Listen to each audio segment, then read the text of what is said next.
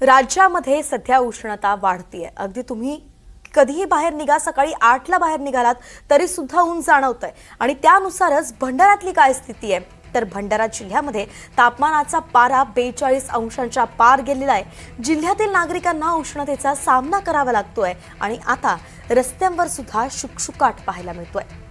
नागरिक या उन्हाच्या कडाक्यापासून वाचण्यासाठी सकाळी आणि संध्याकाळी बाहेर निघताना दिसतात, तर शाळा महाविद्यालयांना सुद्धा सकाळी 10च्या आत सुट्टी देण्यात आली आहे। महामार्गांवर सुद्धा शुकशुकाट पाहायला मिळतोय, ज्याची दृश्य आपण एनडीटीव्ही मराठीच्या स्क्रीनवरती पाहतोय।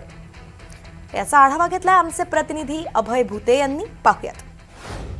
पूर्व विदर्भामध्ये उन्हाचा कडाका वाढलेला असून आज भंडारा जिल्ह्यामध्ये 42 अंश सेल्सिअस एवढा तापमानाची आज जिल्ह्यामध्ये नोंद झालेली आहे आणि या तापमान वाढीमुळे नागरिक हैराण होताना दिसत आहेत। सध्या आपण आता जिल्ह्यातील राष्ट्रीय महामार्गावर आहोत आणि या राष्ट्रीय महामार्गावर पूर्णपणे सुकसुकाट बघायला मिळत आहे। या ठिकाणी जे नागरिक आहेत या उन्हाची खबरदारी घेत घराबाहेर पडत नसले दिसून येत आहे आणि जिल्ह्यामध्ये आज जो वाढलेला तापमान आहे याच्यामुळेही नागरिकांना एक मोठ्या अडचणीचा सामना करावा लागत आहे।